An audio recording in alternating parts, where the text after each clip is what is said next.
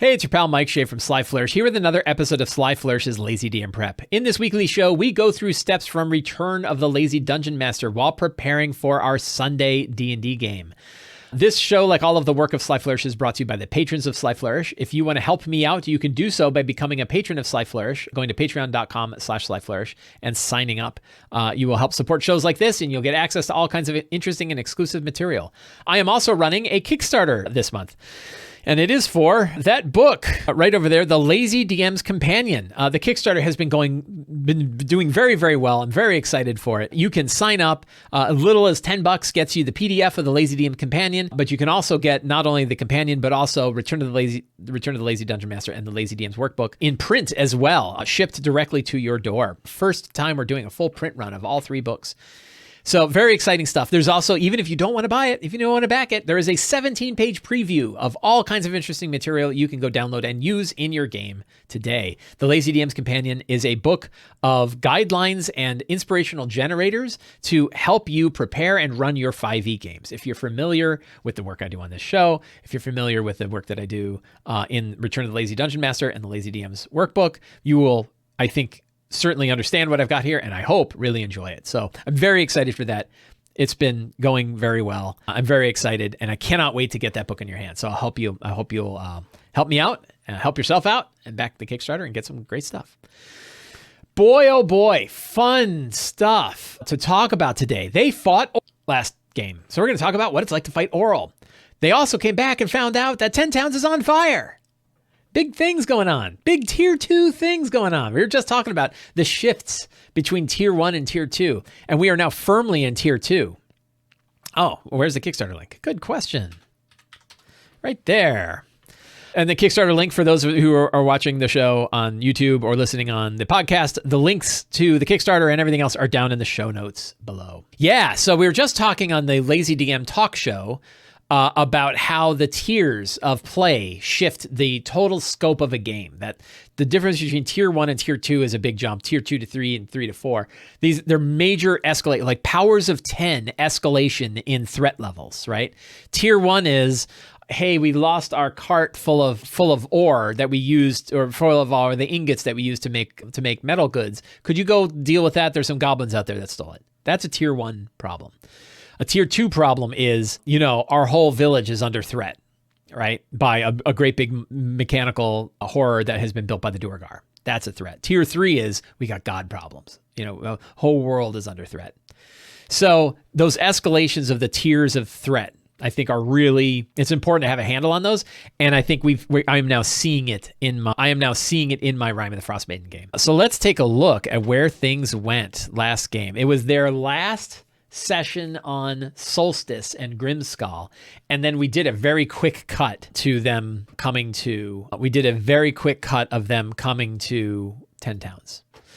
So we're gonna figure that out. But let's take a look at the outline. So many things to talk about today. Really interesting things that I think matter a lot for people who are running Rime of the Frostmaiden, because some things worked really, really well. So far, everything has been fine. And some things that didn't go so well. So back on the 3rd, Candle so we talk about these tier 3, tier 4 threats. Candle saw the equivalent of like 4 different tier 3 threats. He saw that Orcus has resurrected an elder brain of mind flayers, right? That is a big problem. They saw the coming of the Githyanki Armada, that basically the Lich Queen is sending an armada of Githyanki to Toril because the Illithids have this hold on the planet. Thrun could be escaping from his sarcophagus, their sarcophagus down underneath the city of Yethrin. And Oral's frost could be so bad it could actually freeze up Waterdeep. So Candle, who had died and returned, saw all of these things in his deathly visions, right? And saw that stuff happen. Those are kind of escalations of like, hey guys, we got problems that are big. And some of these are bigger than us, right? Like, we're not going to be able to handle all these. Most of them I don't think are going to be handled in this campaign at all. Right? So could be some interesting stuff there. So that's where we started off. The scenes where they continued to crawl through the city of Grimskull, and then they faced the trials. That actually happened. We're going to talk about the trials. And then they returned it. So I have all of these scenes, right? I guess this is like basically the rest of the campaign, right? I got the whole campaign outline here. And 3 of these things occurred, right? We can turn these into checkboxes. What did that do? Turn into to-dos. And we went boop. Look at that. Wow, it did them all.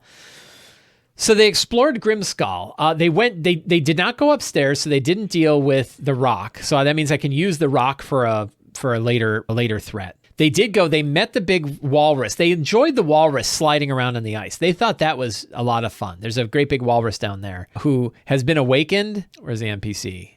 I didn't even put him in here, right? But in the adventure, if we go to the Grimskull section, that is in area G. Ukuma, the giant walrus, right, was dropping around on, sliding around on the ice in the bottom, which is kind of goofy, but it adds some kind of fun to it. And so then we could use a little bit more whimsy in our Frostmaiden game. So that definitely was a fun thing. And he had some information that he could tell. He had the information that was here. That was all nice and in the adventure. So that worked out just fine. We also had the Trials of Oral. So if you recall, I decided to change how I did the Trials of Oral. And my changes worked really, really well. So the way I've changed the trials in the book are basically you're teleported to Reged tribes and you have to do terrible things. And I really didn't like them, right? I thought the timing was weird. It's like, how are these things real? Except they only happen when the characters actually make these things. Like, what would have happened if, the Frost Druids came and did them later? What would have occurred, right? So the idea that the trials exist so that Oral can test her followers, I like that idea. The idea that you need to complete the trials in order to get access to the Codicil of the White, that was kind of cool. But what the trials were, I wanted to change. And what occurred to me that I've been talking about on this show for the past few weeks was, can we use this to really tug on the backgrounds of the characters? Like, what if the trial basically takes a character and puts them the hardest moment they would have to face and makes them make a choice. And the choice has to be the kind of choice Oral would want you to make if you were a follower of Oral. Giving up your people, giving up your past, giving up your information, right? Giving up your life for Oral is really the answer. Being willing to sacrifice everything for Oral is the answer. But also you're in this realistic situation where you're likely to do that. Like that really matters, right? So the characters who did it, Shadowhawk did it, Ilda did it, Gore did it, and Candle did it. Perrin did not, and Aachen wasn't, the player who plays Aachen wasn't there. So Shadow did it first, and I don't remember which one of these, I think it was Cruelty or Preservation. I can't remember which door he went to. It might have been Preservation. And essentially, so my idea for it, and kind of what I'm recommending, is that you use these 4 terms, cruelty, endurance, isolation, and preservation, as sort of an improvisational switch in your head, that when you're describing the situation that the character is going to have to face, you put an angle on it that leads them to that thing. And in my opinion, I didn't have to be that tight about it, right? I didn't have to be that close to it. So that idea of using those 4 words as sort of improvisational guides, I think can work really well. Or you can kind of ignore them and the players aren't gonna know, right? So Shadowhawk went in there and he found that he had been captured by the Drow and they were dissecting him. And he had a choice of either letting himself be dissected and giving himself over to the Drow, or fully becoming a mind flayer in the collective of the mind flayers. And he's like, I'll become a mind flayer. And his head exploded and it had visions of him killing and stunning and devouring the matron mother of House Zalaran and breaking out and then calling out to all the other mind flayers to come to Menzoberranzan. It was really pretty epic, right? It was a really cool thing. So he enjoyed that a lot. It was pretty neat. What did it have to do with Oral? Not a lot. That's okay. It was still a cool scene. It basically showed that he's willing to give himself up to the symbiote, i.e. he's willing to give himself up to Oral. Right? Ilda went in. I don't remember. I think she picked isolation, and she went in and she essentially had to give up her new tribe of the Goliaths that had adopted her and let them freeze to death, and instead go over and embrace Oral, who she hates. And she took Oral's hands, but first she cut her own hand.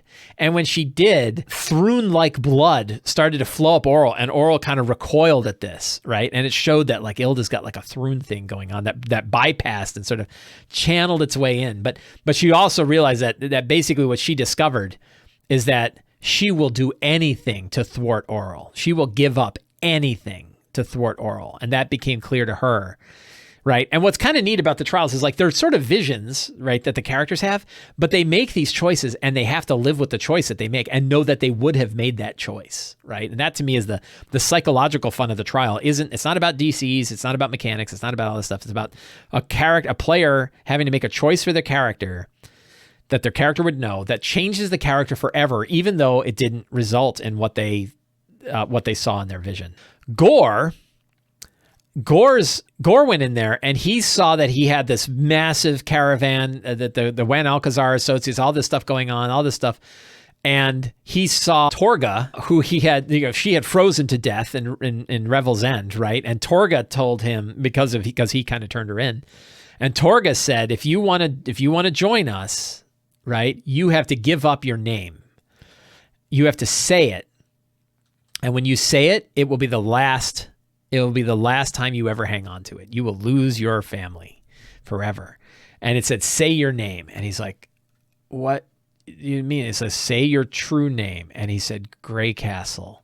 And the other players are like, you're a Grey Castle? Because like he had another character that was a Grey Castle like 2 adventures back, right? So they're like, Gore's the son of the other character in that other game. Oh my God, right? And so they had this big reveal of Gore, which was really cool because that was like his secret. He's a secret noble, right? But then there's also like, is he willing to give up the Grey Castle name? Like in his heart, he gave it up, right? He gave up the Grey Castle name. He may not go back and become a member of the Grey Castles and lead this big, mercantile business. He gave it up and he'd be willing to give it up in order to face Auril, right? It was proving that he'd be willing to give up. The most heart-tugging was Candle. Candle found himself in the chamber of the Xanathar. And the Xanathar said, I can help you. There's the Codicil of the White right over there. And it was like down a hallway. And it's at the end of the hallway. He said, I can help you get there. But there's something in the way. There's 2 things in the way. And it was Candle's parents. And they're standing there. And they're like, Candle, help us. And Xanathar says, I can take care of them for you. But you have to ask me to do it. And he's like, I need you to do it. I need you to get me there. And then the Xanathar looks at his parents and then looks back and says, which one? Which one's first? And he looked at him and said, my mother. And a disintegration ray from the Xanathar hit his mother and turned her into ash. And then he turned, and the other, he says, now the other. And he hits him with a finger of death and killed his father. And, and then he went down and it was just heartbreaking, right? He ordered the Xanathar to kill his parents, right? After saving them from the Xanathar. And he's had and he's the character who died last time and had all these visions of these apocalyptic events. So like Candle is he's got some serious dark stuff going on. And I talked to him later and I'm like, oh, that was cool. And he's like, oh, it was awesome. Right. And I was like, what does that mean for Candle? Like he's going to see his parents again, right? He's going to go back and they're safe and sound in Icewind Dale. What's it going to be like for him to see them again after knowing that in his heart, he was willing to have the Xanathar disintegrate them just so he could get this thing, right? That he's willing to save the Endless Night, to stop the Endless Night. He's willing to give up everything. So those trials worked really well. I was very happy with how they went. It's like the end of the book. Yeah. Right. The book of the end of 1984. Give it to Julia, right? Do it to Julia. So really, really good stuff. I'm looking forward to doing it again for my Wednesday group. My Wednesday group is now just on the way to Solstice and Grimskull, and I'm going to do the same thing. And you have to really get like a lot of good background in the characters and really try to get stuff that would be interesting. But like, what sacrifices are they willing to make, right? And are they willing to make them? And they have to make them if they want to get the Codicil.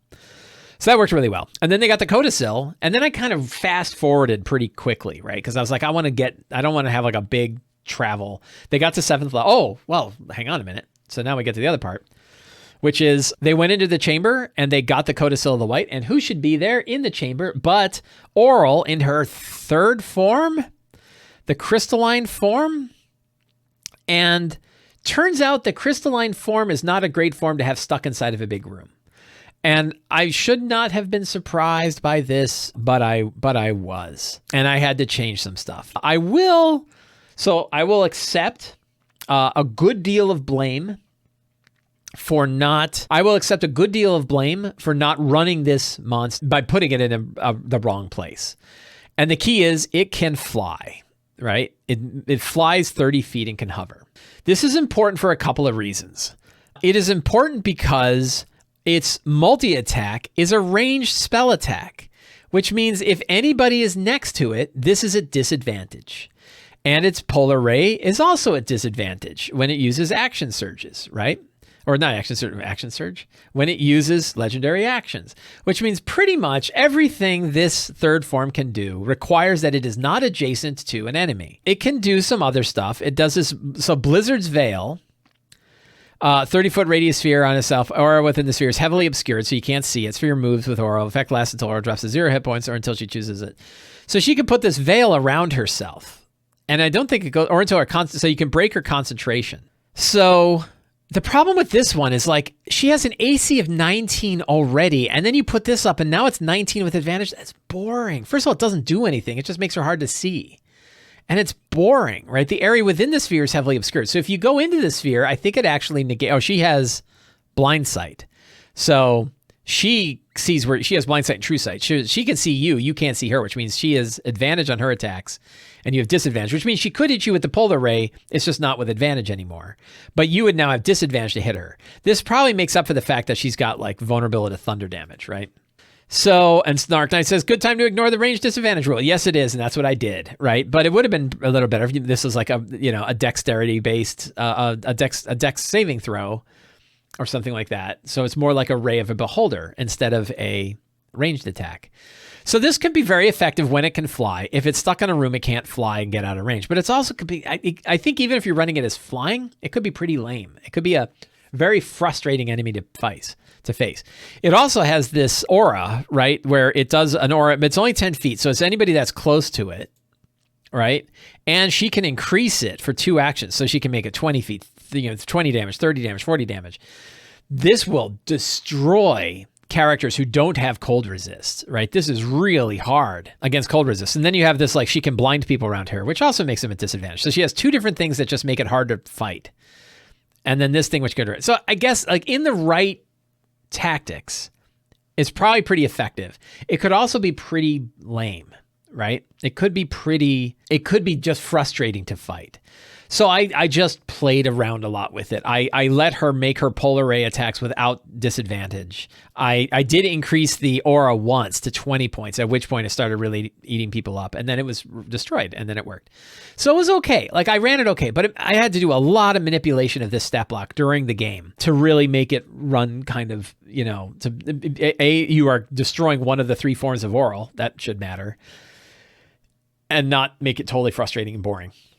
So, the other thing is they kept doing Pop-Tarting. They kept like coming out from around a corner, shooting, and then going back so that she couldn't hit him with a polar ray, which means she was just slamming on like the 2 characters that weren't, the 2 characters who did not have total cover. She was laying in on them constantly. I also gave her, and this is something I would give her as an action, is a Misty Step. I let her teleport so that she could move away from people and not provoke. Because the other thing is she has no way of getting away from, I guess the Blizzard's Veil, she could throw this up and then move. But why wouldn't, I think a Misty Step is just easier, right? Just give her a teleport. Let her teleport 30 feet as a legendary action. And she goes, zzz, and then boom, and she can hit. So I gave her that, and that was a lot better, right? So we did that. So then they left Grimskull. I hand-waved. They made their way out of Solstice. They got back to the main continent. They roared back, and then they look, and sure enough, they see over the ridge, they see that 10 Towns is on fire. And that was where it is. So now I've spent 21 minutes just talking about the last game, and I've only got 39 minutes to actually prep the current session. But I think this is pretty straightforward. So I'm running straight from chapter... If I was going to bash the adventure again, which I've tended to do, one of my favorite things about this adventure, I say that ironically, is the adventure flowchart, right? Chapter 1, here's the flow chart. Chapter 1, Chapter 2, Chapter 3, Chapter 4, Chapter 5, Chapter 6. Really? That's the flow chart of the adventure? Because the way it's been running for me is they skipped Chapter 3 completely. They went from Chapter 1 to Chapter 2 to Chapter 5 back to Chapter 4. That flow chart is completely useless. It's totally useless because it's linear, and then it's useless because that's not actually how it runs. So I don't know why they bought it with a flow chart at all. Anyway, I now need to prep for today's game, so we're going to do a generate session template, and it is 10 October. Sunday, Frostmaiden. We will review the characters. I think one or two players aren't here today, which could be hard because they're going to fight a dragon. But we're going to see. They are level 7 now, which is great. We have Ilda. Ilda is a barbarian. She is a half Goliath, half elf barbarian whose family is tied in with the cult of Thrun, her adopted family. Her mother, who's her natural mother, and her father, who's not really her father, are tied in with the cult of Thrun, known as the Knights of the Black Sword. But she's discovering a lot about herself, which is really neat. Shadowhawk is a half Mind Flayer, half Drow, sorcerer, who is being hunted by the Knight's Kiss. And maybe it's time to bring the Knight's Kiss would be kind of a fun thing to throw in the middle of this right now. Aachen Dawncaller is I think Aachen is not. I think the player cannot make this week as well. He is a Goliath fighter, member of the Worm Doom Crag Goliaths. Gorwan Alcazar is the secret heir to the Grey Castle family, a noble's family, and a trickster, a cleric of the trickster god. Perrin Fat Rabbit is a halfling ranger conspiracy theorist who is sure that conspiracies are going on all over the place. And Candle in the Dark is a former hireling of the Xanathar who is a tabaxi who is willing to have his parents murdered by the Xanathar in order to save the Endless Night. Neat stuff. So those are the characters in today's game. Probably the one thing that might be interesting from there, again, so if we think about like how are those character backgrounds going to come into play, we have a couple things. So potential scenes could be Knight's Kiss. They could show up. The Knight's Kiss are the assassins that are working for House Zolarin that are trying to capture Shadowhawk to bring him back to Menzoberranzan. So we have the Knight's Kiss. That could be a fun thing to throw in there. Candle's parents. That could be fun. The Citadel of the Black Sword is preserved. So that's like a secret and clue, right? The Chardalyn Dragon does not attack the Citadel of the Black Sword. Why? If we look at the other characters, one of the reasons we look at the characters first is to kind of get their backgrounds into our head, and then we can tug on those backgrounds. Anything with Perrin? I don't think we have anything with Perrin. I don't think there's anything with Gore. I don't think there's anything with Aachen. The Knight's Kiss are for Shadowhawk, and then the Black Sword. So I don't.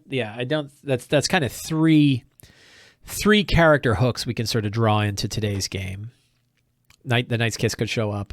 Candle's parents might come and say, "Oh, you're here," and now hug him, and he's like, "I murdered you in my dreams." So that could be there. What other scenes? So I think, we should have our strong start, right? Now my camera's off again because I'm not so slouchy. I'm never going to get the camera in the right position, and I still got this itch in my nose. Today's strong start, I think, will be they are miles away from 10 towns. They're seeing it in the distance. Right? And I think we're going to have Valen Harpel show up and offers them a ride on her undead direwolf sleds for a price. So I think she'll be a fun character to start off with and to introduce. Valen Harpel is one of the members of the Arcane Brotherhood. And she is one of the more manipulative ones of the Arcane Brotherhood. She will actually use the characters. She's very interested in getting the characters to get to, and she wants the power. And so does Avarice, her rival. Those are two members of the Arcane Brotherhood that are still in play. So I think that will be a cool angle. So she will show up and offer to take them to the dragon very quickly so they can stop. Like 2 or 3 more towns might be destroyed if she doesn't help them get there. So I think that will be a good strong start. What else? Then, of course, the Chardalyn Dragon. And what town would that be in? We could have it go to Caer Dineval. Right? That might be kind of fun. Skip. I was going to have it in East Haven. But maybe it moves on to Caer Dineval. And that way we can introduce a new town that they haven't been to either. Right? I think that this might be, so maybe it's kind of making its way up there. And I think where it says the Caer, we're gonna just call that's the Citadel, And where would they face it? They could face it outside Where would be a good place for them to battle it in this area? If they could battle near the docks, the ruined watchtower would be pretty great. And atop the frozen lake, right? So I think like this area, the ruined watchtower and the frozen lake would make that a fantastic location, right? And we have crumbling watchtower, frozen lake, and what is another? Burning buildings. He doesn't really set them on fire, right? He hits them with radiant damage. They could still burn though, right? They kind of blow apart and then they could still be, there could still be these other things. I think that would be cool. Let's see. And I think I think the Knight's Kiss is going to hit them as soon as the dragon is done. I think we're going to have like this series of, oh, yeah. So I think on their way, they're going to get hit by some Duergar. They're good. So the dragon didn't come alone. It flew out here, but the Duergar have come here too. And I think they might have to face the dragon and Xardarok. Maybe he's riding it. That wouldn't be so crazy, right? So they face some Duergar on the way. They face the Chardalyn Dragon and Xardarok, Sunblight. Maybe they face the sun that they didn't, Durst, right? Is it Durst? Am I getting that name wrong? So Nildar, I think, was dealt with, but Dearth is still there. So they're gonna face Dearth, Sunblight, and the Chardalyn Dragon. This is gonna warm them up. It's gonna be a lot of fighting, right? And then they face the Chardalyn Dragon and Xardarok, and then after that's destroyed, then the Knight's Kiss shows up and goes for Shadowhawk. Then Candle's parents show up. Who is their patron? Their patron is, what's her name? Oh God, I can't remember. Let's go to the NPCs. Oh my God, I can't remember her name. It's been so long. There were so many cool NPCs in this one that came up. Was Danica? No. Danica wasn't theirs. Hlyn, right? Hlyn Trollbane. It's time for her to come back. They lose track of their patron. So Hlyn comes back. There could be a lot of different things, like Aemon Maleficent might show up. There's a lot of different potential NPCs that could show up. And then they have to make their next choice, right? Their next choice, I think they're heading to the Ragged Glacier. And we have Downtime. Heading to the Ragged Glacier and the Caves of Hunger. So this might be their last real downtime before probably the conclusion of the campaign, right? But I think this is going to take like the majority of the event. So secrets and clues. What do we have? We know that the Caves of Hunger are blocked by a huge wall of ice. No typical magic can break through. The giants have a horn that could break through at supposedly buried at Jarlmut. The characters, however, already possess an item capable of breaking through the Summer Star.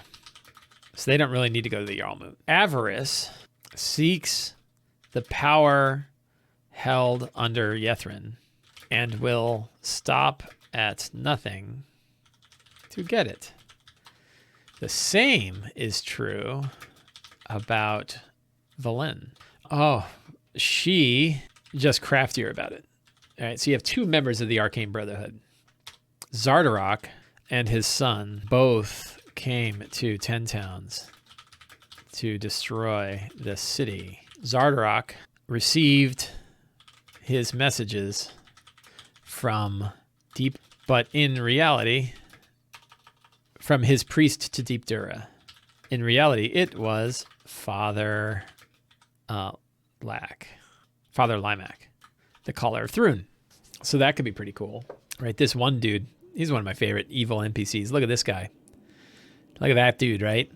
He's an evil priest to an ancient, to an undead, to an ancient elder evil. He's probably a lich. I think he's an elven lich that lives. So there's the whole spoilers. There's the whole thing is full of spoilers, right?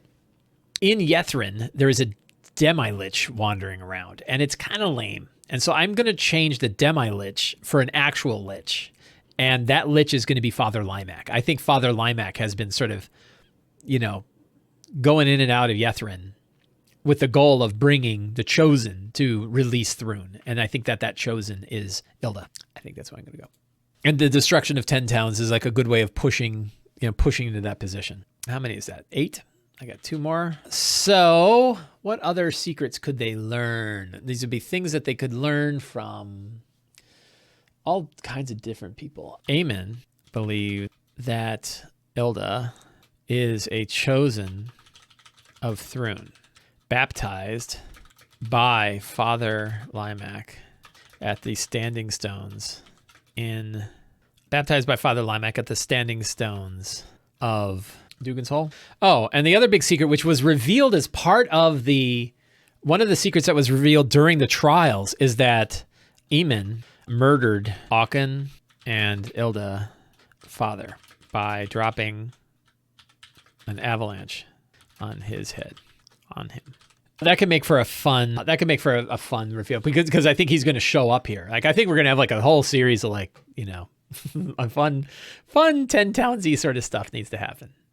So that's great. Fantastic locations. We've got the ruined watchtower. That's where probably a lot of things are going to occur. It couldn't hurt to have like another interesting location, nearby where they might face some other guys. So obsidian necrotic tree of the tribe of the tiger. I don't like that, but what about an obsidian necrotic tree of Thrune that had grown out of the ground? Right, it just clawed its way. His Thrune's influence is growing, and an obsidian tree grew out of the ice. That sounds cool. So we've got that. NPCs. Holy cow, the NPCs. We got Aemon. We've got, who's the other Millicent? Her mother, who she's not, Lena Millicent is probably there. Hlyn is probably there. We have, who's the other Sunblight? Durst, Dearth Sunblight. We have Valen. We have Janth. A lot of NPCs. Holy cow. We have Janth Alwar. So those, that's, I think that's like everybody. There's Captain Imdra. Yeah, so that's a good amount. So the big pile of NPCs that could show up in these scenes. Oh, and we have his parents. I don't know that his parents. I don't have cards for his parents. So I think we're gonna have to, let's just take a look. Let's see if I think Candle might have given me. I think the player gave me information about his parents. Hot as Fire and Crescent Moon. Okay. So let's make some NPC cards here. Candle's father. Hot as Fire. All right. And then let's go to the database view. It's easier to do that. And what was the other one? Hot as Fire and I already forgot. Crescent Moon. Kendall's mother.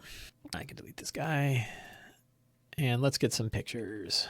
Tabaxi portrait. Hey, I can see where he got his. That's a good one. Copy that one. That will be Crescent Moon. And then that one looks pretty badass. I kind of like that guy. Oh, that's even better. Go with that guy. He doesn't look hot as fire, though, does he? That's not bad. Go with that guy. All right, so we got his parents. We murdered. Now go back to our notes. Hot as Fire and Crescent Moon. Monsters. So we're going to start off with a bunch of Duergar, right? I'm not going to bother to link all these. There's some really interesting Duergar. So maybe we'll not just use regular Duergar, because there's a lot of really cool ones. The Despot is this CR12, 119 hit point. This is the one that's in a giant metal suit. It's pretty cool, but I don't think they need more of those. So I think we'll go with, are the Soul Blades? They can go invisible. They mark. I think we're going to do some Soul Blades. We could have a Mind Master too. Look at that guy. Yeah. These are all the creepy Duergar came out. We need Xardarok, of course. So now we hit the problem of the Chardalyn Dragon. And I complained about the stat block for Oral, and I'm going to complain about the Chardalyn Dragon stat block too. Because look at it, right? Look at that picture in there. Why isn't it legendary? It's not a legendary creature, So now you're going to make me make it legendary? What a pain in the ass. How can it not be legendary? That's ridiculous, right? And why it's only CR11? Weird stuff. So I'm thinking of reskinning another dragon. Because I think it's easier than doing this. I think we'll just take a dragon and reskin it. They are 7th level. There's probably 4 or 5 of them. So CR 14-ish, 14, 15, 16. That's like the highest CR, until they're deadly. And that's pretty high, right? I can never find anything in here. Monsters, there we go. So let's look at dragons. So we have an adult black. Let's take a look at the adult black. So you could reskin an adult black dragon pretty well and replace acid with radiant. That would be pretty good, right? Like it has this line of radiant damage. I think this would work pretty well. And I don't think it's particularly, like, is there anything in here that doesn't work? So it has a frightful presence. And I think instead of fright, it's going to do madness, right? I think that would work. It's a Chardalyn madness. And I think it'll be really hard. So I think we're going to probably grab that guy, right? And just reskinning an adult black dragon. Do we think a group of level 7 characters are going to have trouble with this? So 7 hit point wise, its breath weapon will take out a character in a single hit. It will not kill a character in a single hit, but it could take them out because 7. The average hit points of a 7th level character is 7 times 7, 49 plus 3, 52. Just about. It'll just knock out a character, right? So that's pretty hard. Tail attack does 15 damage on a hit. That's its legendary. And it can use Frightful Presence, 3 attacks, bite, and 2 claws. The bite is 17, that's a lot, 21 points.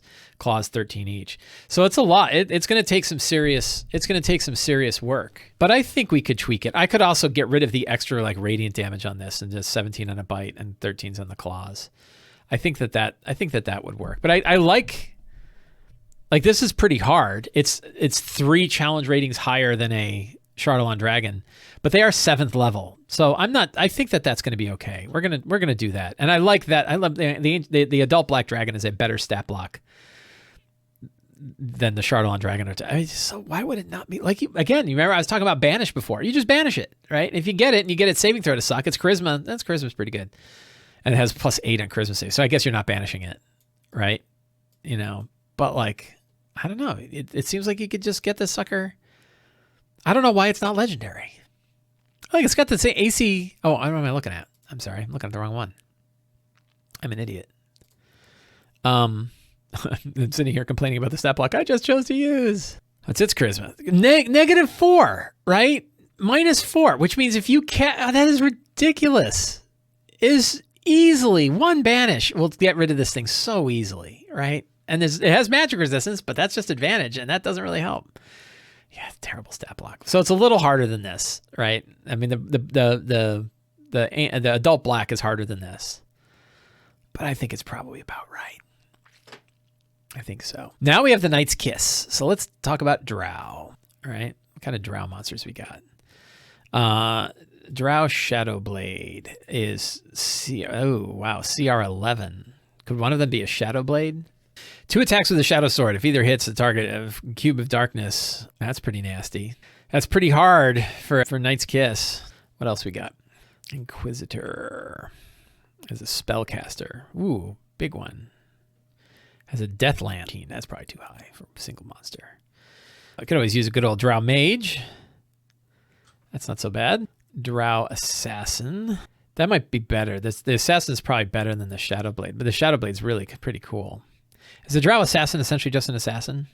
Yeah, it's just an assassin. I mean, it's really hard. I think I'd rather use the Shadowblade.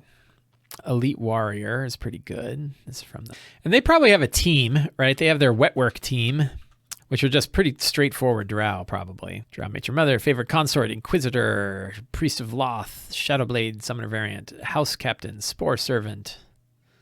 Where's just Drow? Is the first one, did I skip it? Yeah, good old Drow. So probably a bunch of regular Drow. I guess, like, is Elite Warrior the next one up? There's no sort of like, I need something like between an Elite Warrior. What's the Elite Warrior like? I guess they probably have some Elite Warriors. I guess we'll just do some normal Drow. So we'll figure that out. Treasure. So they probably could pick up a relic. Relics are always good. Something that could help them with this dragon would be really nice. Evard's Black Tentacles, Crown of Madness, Decorated Jewelry Box of Mistra that casts Evard Black Tentacles, Oily Medallion of Joaquin that casts Crown of Madness, Cracked Fan of the Illithids that casts Reverse Grab. That's pretty crazy. No. Prismatic. Do we want a prismatic spray? Yeah, that one would be pretty cool. What if it was an Illithid fan? An Illithid fan that casts prismatic spray one time. That's pretty crazy. Something that gives radiant resistance. Is there a spell that can give you radiant resistance? Let's search spell names. Let's see. Resistance spells. Let's see. So the resistance spell does not really help. Protection from energy is a 3rd level spell, but it does not do radiant. But that might not be bad. I like that idea. That's a good idea, Scipio. Scipio, you're the best. Let's make an item. Smooth Disc of Sune that gives protection, that offers protection from radiant for 1 hour. That'd be useful.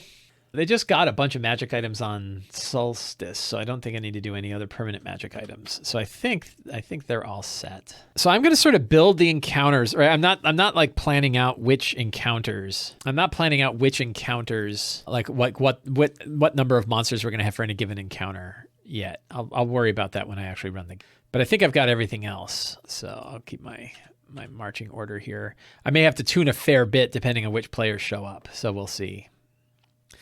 But I think I've got a lot going on. So it's going to be a crazy, crazy game. Just action. I mean, I hope they like combat because they're going to have a lot of combat in this game.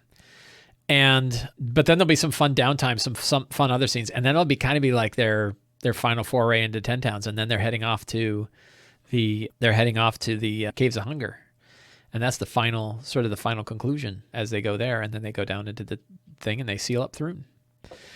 So that would be really cool. I took a look at Yethrin and the Caves of Hunger. They're both really big. So I think it's still, even though there's only like 2 major sections of the book left to run, I don't think they're going to be particularly fast. We will see. And I'm looking forward to running because they're like nice traditional dungeon crawls. And I like nice traditional dungeon crawls. Those are pretty easy for me to run. We have hit 1 hour on the nose and I think I'm all set. How do I feel? All right, let's stop for a minute and think, how do I feel about today's game? So I feel pretty good. I think, what would I like to do? It would be nice to go get a Owlbear Rodeo map of a ruined tower on an icy land. I might spend a little bit of time trying to put something like that together so that they have like a place where we can actually have a couple of battles. I wouldn't mind grabbing a couple of encounter maps that I could throw in Owlbear Rodeo in order to do that, but we'll see. And other than that, we're just going to go. There's just a lot of material, but I feel like I've got the material that I need in my notes here to be able to run that game. I think it'll be fine. So I want to thank everybody for hanging out with me today. It is always a great pleasure to spend my Sunday mornings chatting about D&D and prepping for my game. I want to thank everybody for coming. Special thanks again to the patrons of Sly Flourish for helping put all this together. Thanks to all of you for supporting the Kickstarter, the Lazy DM's Companion Kickstarter. I'll do one more link for that. And we'll see where things go. And next Sunday, we will talk all about it. So I want to thank everybody for coming. Have a great day and get out there and play some D&D.